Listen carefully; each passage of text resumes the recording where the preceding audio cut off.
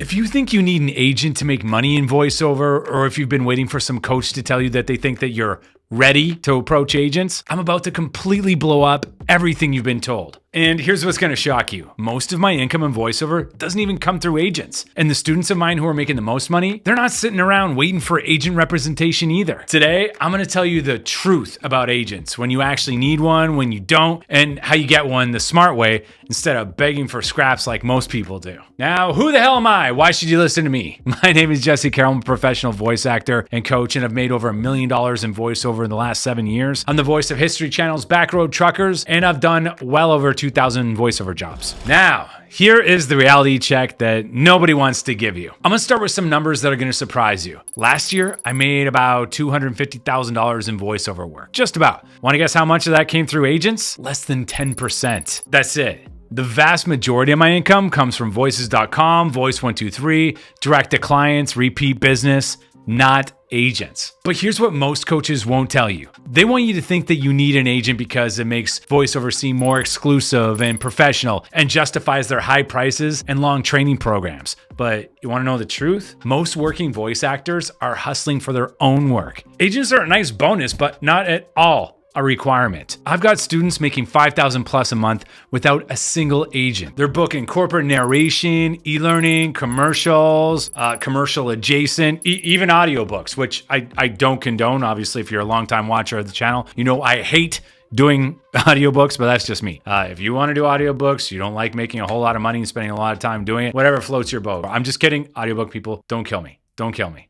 But that being said, I have booked some pretty major jobs through agents, and that's how you use them. You use them to get access to the big jobs that you wouldn't normally get on your own. You win few of them, but you can win big when you do win. You see, think of it like this. The voiceover industry is worth billions of dollars. The video game industry alone is bigger than the film and music industry combined. If you think all that work is going through a handful of agents in major markets, it's not even close. If you're sitting there thinking you can't start making money until you get representation, you're already thinking about this backwards. You're going about it the wrong way. And you see, that's how most people enter this business, thinking backwards. They'll tell you that you need to wait until you're ready before you approach an agent, that you need perfect demos, years of training, and above all, the coach's express permission slip. Or you will be blacklisted, shunned, and shamed at voiceover conferences that don't even matter. That's the garbage designed to keep you dependent on them forever. Now, here's what actually happened with one of my students. They've been getting ready for 2 years, taking classes, perfecting their demo,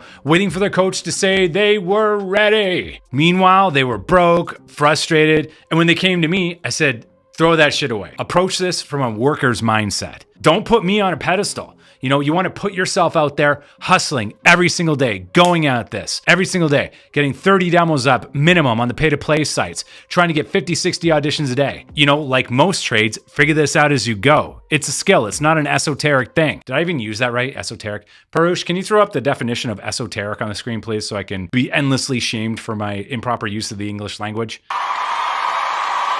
But here's the thing, as they've been committing to that worker's mindset, putting in the work day in and day out, they started booking right away. It was locked inside of them the whole time. I just showed them the door, they had to walk through it. How are you holding yourself back by putting a coach on a pedestal, waiting for the day for you to be ready and start auditioning and really going for your career? It's just a trade like anything else. You learn as you go through experience. Even me, I'm a great coach, but I can't teach as well as experience. There's nothing better than it. So that's why you got to throw yourself in the game right away. The funny thing is, as soon as they started booking consistently, they came up to me and said, hey, do you think I'm ready to get an agent? I laughed my ass off and I was like, stop waiting for permission. Stop asking for permission. You have consistent work coming in from pay to plays. You are clearly bookable. Getting an agent when you're working is easy. Just reach out to an agent and say, hey, I need help negotiating a contract. Boom. Now you're not begging for auditions. You're bringing them work. They got representation within a week. That's how easy it is when you're actually working. Don't put the cart before the horse. Don't think I'm going to get into this. I'm going to get some training, get a demo, get an agent, and then I'm going to work. That's backwards. That's the old school mindset. If someone's teaching you that mindset,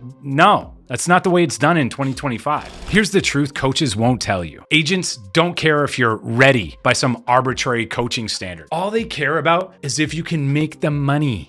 if you're booking work. You're more attractive to an agent when you're booking than someone with a perfect demo who's never booked anything. Here's my approach with this. Get work first. Get representation second. Don't wait for some coach, even me, to validate you. Even me. If I said that to you, ignore it. You don't need permission. The market validates you when clients pay you with money. That's how you know you're ready. Now, here's how I usually use agents. And here's the real inside secret. When a big, bad, known client reaches out to me directly, I put them in touch with my agent to negotiate the terms. Even though I'm pretty good at negotiating after years of experience, I'm not an agent. And agents are really good at that, negotiating. That's how I use them. And with agents, I've taken a $500 job and they've turned it, $500 offer, and they've turned it into a $3,000 job. Now, when I bring in a job to an agent, I still pay them commission, but I don't count that in my yearly numbers for jobs I've booked from agents. I only count the jobs that they've brought me that I've booked. Now, here's the thing. When you get auditions from agents, it is way more saturated. You're up against so many other voice actors. People say that pay to plays are oversaturated, like voices.com, Voice123. You're up against 100, 150 other auditions. How many do you think you're up against with agents? Hundreds. Thousands. When I booked Backroad Truckers, I had to beat out 10,000 other VOs. Let that sink in. 10,000. That's how many auditions they listen to. Agents are harder. But you win big when you do book jobs with them. You win big. Now, I want to clear up a lot of misconceptions here. Here's what agents actually do and don't do. Here's what agents do. They get you auditions for specific types of work, usually like higher end stuff. They negotiate contracts and rates on your behalf. They handle the business side of deals. They have relationships with casting directors and production companies. They take 10 to 20% commission. If they ask for more than that, they're scamming you. That's all they take, 10 to 20% commission. Managers usually 20%, agents 10%. Here's what agents don't do. They don't guarantee you work. They don't market you. That's still your job. They don't make you a better voice actor. They don't replace the need for you to hustle. They don't work with people usually who aren't making money yet. I mean, every now and then they'll hip pocket somebody who they think's got an interesting voice or a lot of raw talent and try to develop them. But most of the time they're looking for people that are working currently. Agents get you auditions. They don't get you jobs. You still have to nail the audition. You still have to be good at what you do. And if you're only training and you're not out there actively auditioning and trying to get work and working, you're going to get pummeled. You're going to get trampled. When your agent is submitting your audition, you're up against the best of the best. On pay-to-play sites, some of the best people are on there, but the vast majority I'd say the vast majority are hobbyists by the numbers I hear from voices.com and Voice123. And then there's a small pool of about 100 people on both those sites that are really, really, really good. When you're doing agent auditions, like thousands are really, really, really good. That's why I say that an agent is a tool. It's a piece of the puzzle. It's not the whole pie. The bulk of my stuff comes from pay to plays, voices.com, Voice123, direct to client, repeat clients, and then a little bit of agents. And my website too. And now here's the part that's going to blow your mind. Many agents only want to work with talent who already have a steady income stream. They want people who are already successful, not people hoping to become successful. If you think an agent is going to save your struggling voiceover career, you've got it backwards. And a circle is a symbol for backwards. Is that right? I don't know. This is a weird one. Now, here's how to actually get work without an agent. Now, since most of your income is going to come from sources other than agents anyway, let me tell you where the real money is. Not the bulk of the income is. Voices.com, Voice123. This is your bread and butter. So most of the people that watch this channel know I do like 50, 60 auditions a day across these platforms, but that's not the only place me and my students are getting work. We're getting everything from I'll do a $200 corporate narration to $2,000 plus e-learning projects, commercials. I get direct to client work. Once you have some experience, you can reach out directly to video production companies. A lot of people do that. I don't do that so much. I got high visibility on Voice123 because I'm a platinum actor and my website is stellar. So they'll reach out to me. But hey, if you're big on time and low on money, reaching out to production companies is a good way to do it. Advertising agencies, corporations, you can reach directly out to them. I prefer calling rather than emailing. I think you'll get to a human a lot easier and not hit the spam filter. I get a lot of repeat clients. This is the holy grail of voiceover. Once you do good work for someone, they will hire you again and again and refer you to others if you do a good job. I would say that 100% of my repeat clients that I've been working with for years have come from pay-to-play sites, mostly Voice123, because we all know on voices.com, you're not allowed to take clients off the site. I do not recommend doing that. I would never tell you to do that in a million years. But this is where I make my client list from, working on pay-to-play sites and, posting on social media. They'll find me and now my YouTube channel. That's helped out a lot. There's other ways to get it, And that's just what I've said so far is just the tip of the iceberg for where you can get work and how much work is out there. Most of the work, it never even goes through agents. It goes to voice actors who know how to market themselves and know how to audition well. And by marketing, I mean auditioning. That's the best way to market your services. You're giving them a close-up bird's eye view. Close-up bird's eye? Can I say close-up and bird's eye?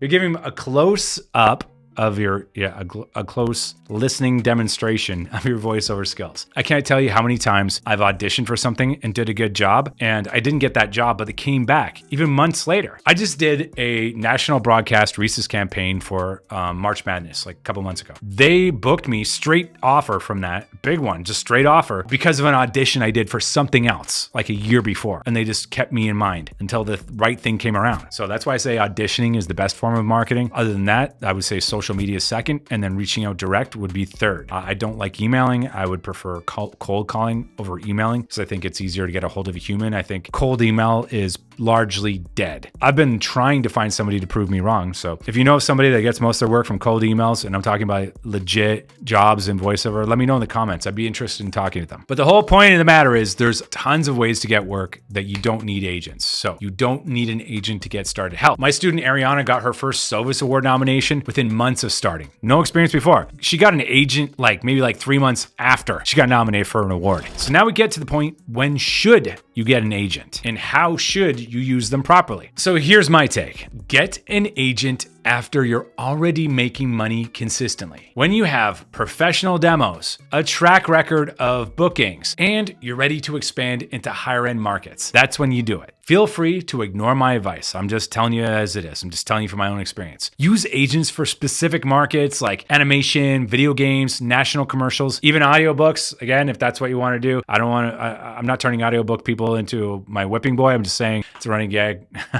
I hate audiobooks. Those areas like high-end commercials, national bookings, video games, animations, and actual audiobooks that pay well. Those are the realms that you want an agent to introduce you into. They can give you access to higher paying jobs. All of those areas you can get into without an agent. It's just you'll get the higher paying jobs. You'll get access to higher paying jobs with agents. Whew. Listen, I just had a kid 5 days ago. I am scatterbrained. Say congratulations in the comments. Hit me up. But yeah. Use agents for what they're best at, negotiations. That's what I use them for mainly. When clients reach out to me directly, I put them in touch with my agent and to negotiate terms. Even though I'm pretty good at it, I'm not an agent, and agents are really good at it. And the easiest way to actually get an agent is to have work and reach out saying, I need an agent to negotiate terms for me. You're bringing them immediate income, not asking them to find you work. This positions you as a business partner, not someone begging for representation. Think of agents as an expansion, not the foundation. You build the business first, and then you add the representation to help you grow it bigger. But above all, don't chase agents when you have no work. Get work first, then the top agents will want to work with you. There's a big difference between a regular agent and a top agent, and it's going to be pretty hard to get one of the top agents who gives you access to all the big AAA video games, national spots, whatever, the big e-learning campaigns. Well, you can probably do that on your own, but the really big high-paying jobs, go to the top agents, top agencies, and they'll give you the biggest visibility. And to get those, you're going to need some work behind you. Again, take everything I say with a grain of salt. This is just my experience. Feel free to prove me wrong, and I hope you do. In my opinion, here's what separates the successful voice actors from the ones still waiting for their big break. Air quotes again. I did it. You are the CEO of your voiceover business. Agents are one tool in your toolkit, not your savior. Most actors who are actually making money treat agents like I treat my accountant. They're a professional service provider who helps me with specific aspects of my business. That's it.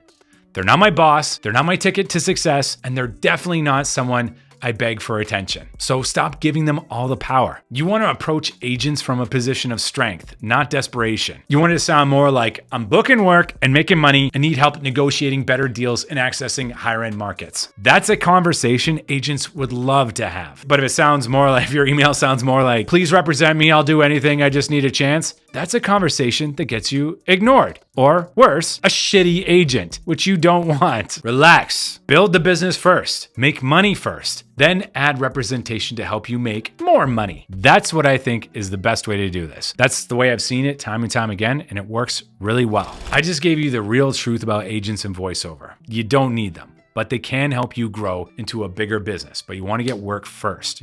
Most coaches won't tell you this because they want you to think voiceover is more complicated and exclusive than it actually is. It's just a trade, just a job like any other that can be learned. It's a skill set, not a mystical, ethereal realm. You must conquer a bridge troll to get to the final boss. There I go again. I should have said that in a British accent. Damn it, missed opportunity.